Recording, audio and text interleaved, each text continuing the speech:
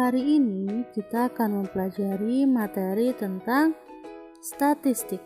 Sebelumnya Ibu akan memberikan apa itu statistika dan apa itu statistik.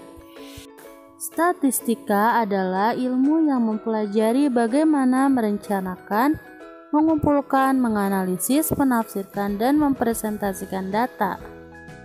Sedangkan statistik adalah kumpulan data yang disusun dalam bentuk tabel atau daftar dan diagram yang menggambarkan atau berkaitan dengan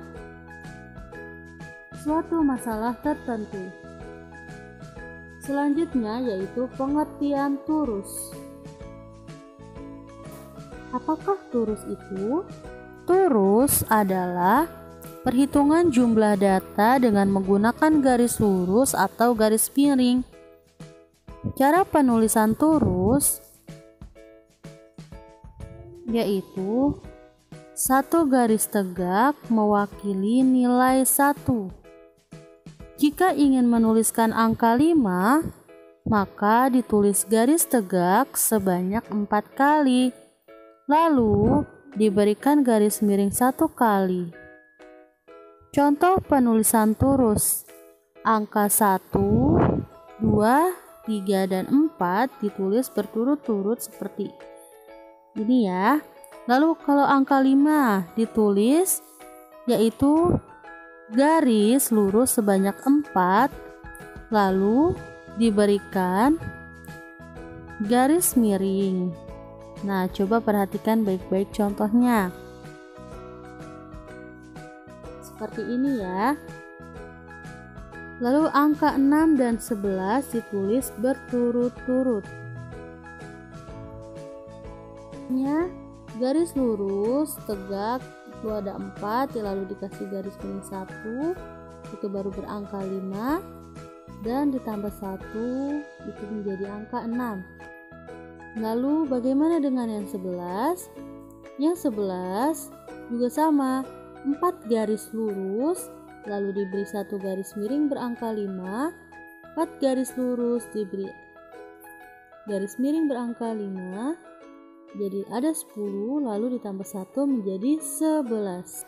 Selanjutnya yaitu membaca dan menafsirkan data.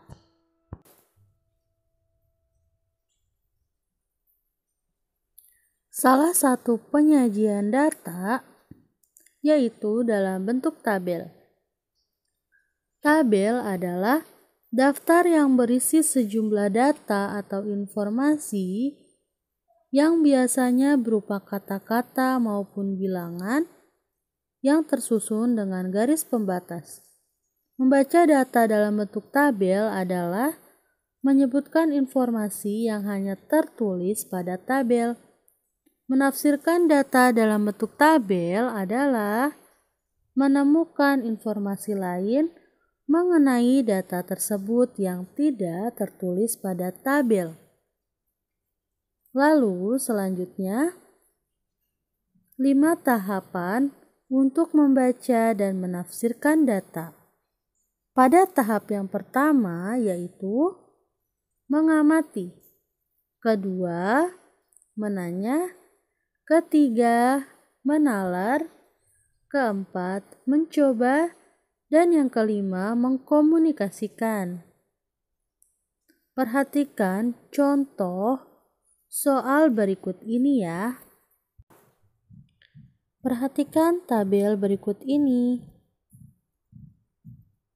Nah, berikut adalah tabel nilai hasil ujian matematika. Lalu, bagaimana cara kita membaca tabel? Cara membaca data seperti Ibu yang sudah katakan tadi, yaitu hanya melihat data dari yang ada pada tabel ya. Nah, informasi yang tertulis pada tabel adalah sebagai berikut. Yang pertama, siswa yang mendapat nilai 60 ada 2 siswa. Lalu, yang kedua, anak-anak ada yang tahu apa itu yang kedua? Ya, betul sekali. Siswa yang mendapat nilai 70 ada 3 siswa. Lalu siswa yang mendapatkan nilai 80 ada 4 siswa. Dan siswa yang mendapat nilai 90 ada 5 siswa. Dan yang terakhir, siswa yang mendapat nilai 100 ada 1 siswa. Nah, seperti itu ya anak-anak cara membaca tabel. Lalu bagaimana cara menafsirkan data? Menafsirkan data yaitu mencari informasi yang tidak ada pada tabel. Anak-anakku, apakah kalian tahu bagaimana cara menafsirkan datanya? Betul sekali. Menafsirkan data pada tabel tersebut yaitu nilai 90 merupakan nilai yang paling banyak diperoleh oleh siswa. Karena nilai 90 memiliki frekuensi paling banyak, yaitu 5. Nilai yang paling banyak di sini maksudnya adalah bukan nilai yang paling tinggi, tetapi nilai yang frekuensinya paling besar.